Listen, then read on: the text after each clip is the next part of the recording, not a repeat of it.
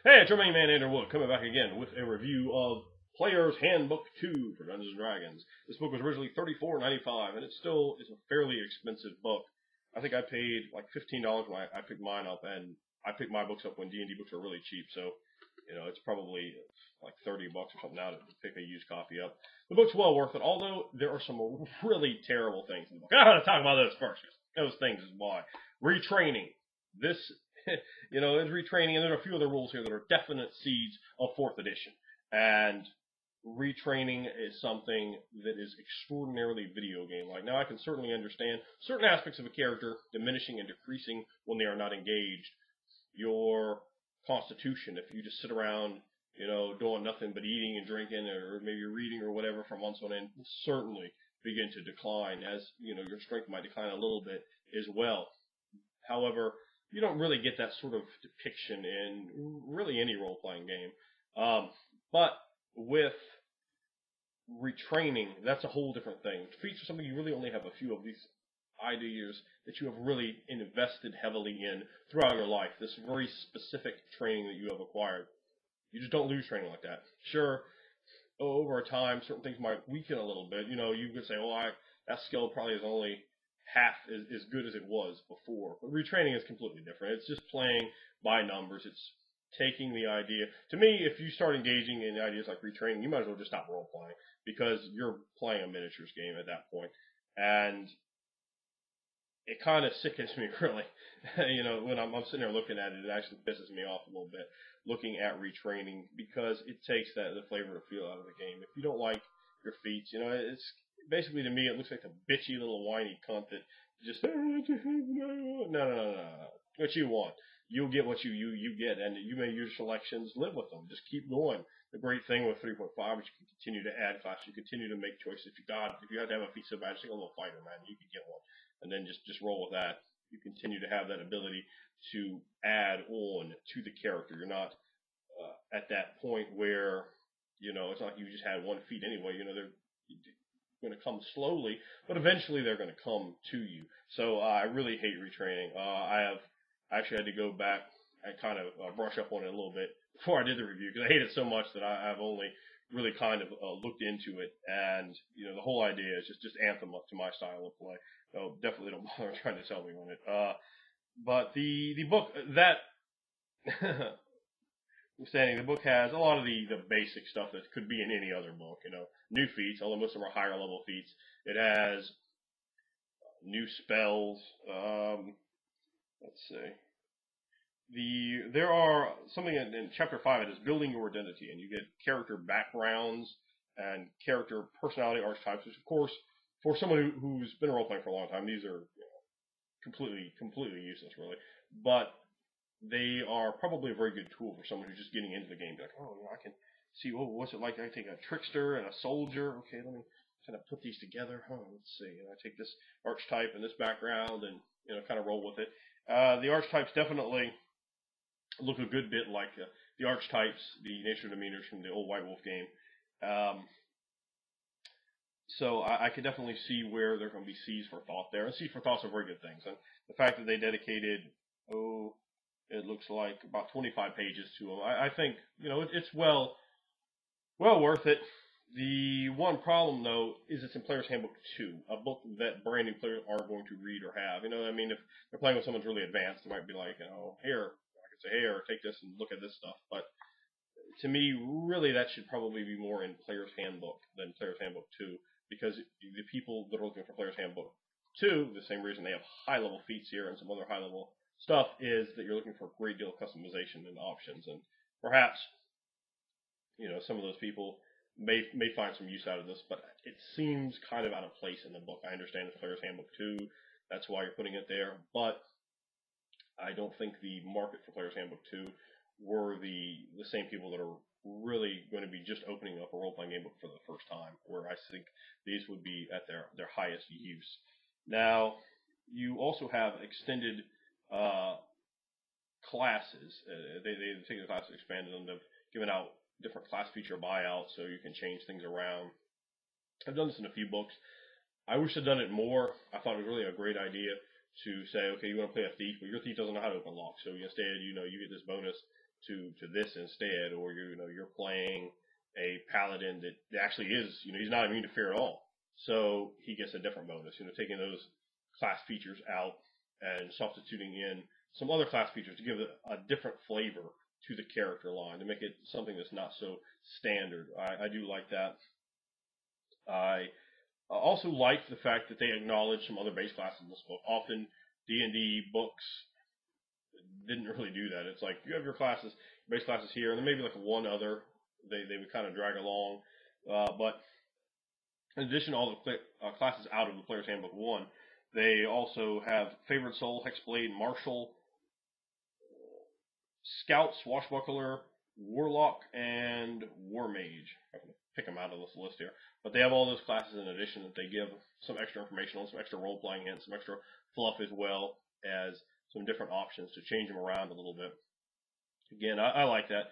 I'm a fan of that. The book, really, the big selling point for the book, though, is what I'm going to get to last. And those are the fact that it has 4, by God, new classes in it. And that is always a selling point for a game. I'm talking about 4 real classes, base classes, 20-level classes. Call them what you will. I'm going to talk about them right now. Now, the first one is Beguiler. Someone played Beguiler once in a game. I was not particularly impressed with the class. It's sort of a union of rogue with enchanter illusionist. They have some spells that, they can cast. They're not terrible.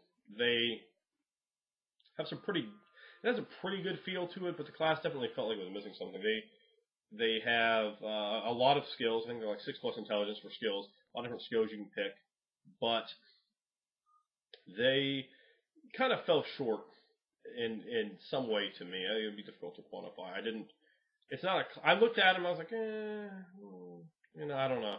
To me, I would probably just play, a normal enchanter or, illusionist or something like that, as opposed to Beguiler. But the class does have appeal. Some people do like the class, and it has an interesting set of abilities using a lot of skill points, which, of course, a lot of people are drawn to high skill point classes.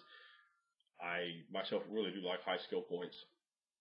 And you take that, mix in some magic, mix in kind of an odd selection of skills. You're not your typical wizardy type skills. You're more an athletic sort of character. So there's a good amount you can do with the class. There's also the Dragon Shaman, who is very clunky. It looks like they tried to do something else. Like, it looks like there was a completely different class, and it didn't really look like a 3.5 class, and they just started pulling back from that, and they got kind of over here, and the class to me falls flat.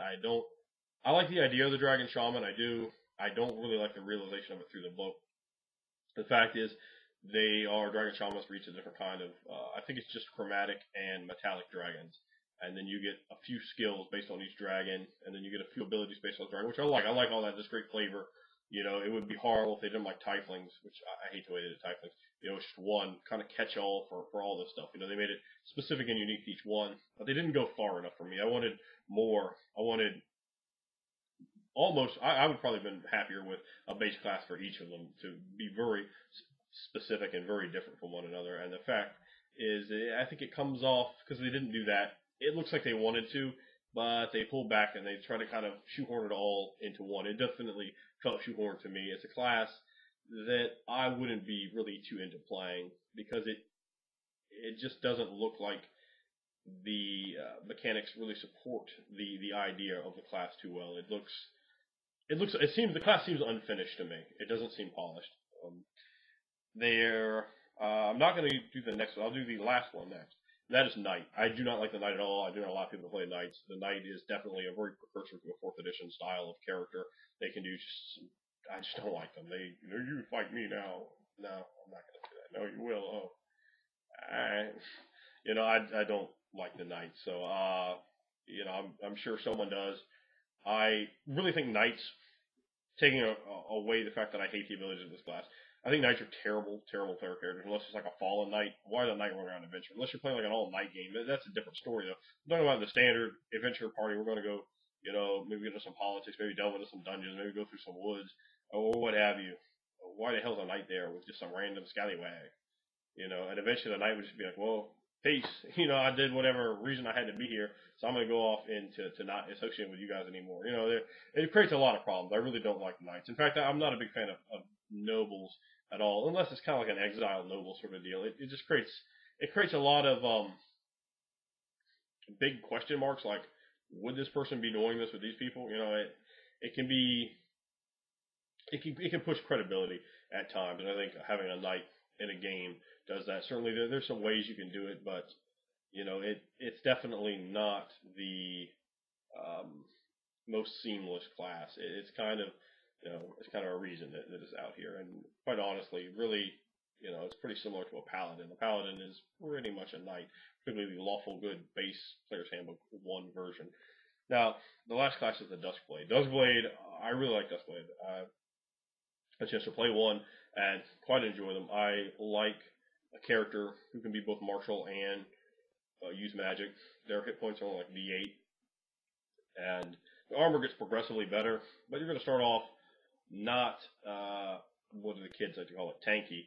You don't have high hit points for a fighter. You don't have high armor class for a fighter, which is fine for me. Those are areas I'm perfectly happy to sacrifice. I think the class is very strong.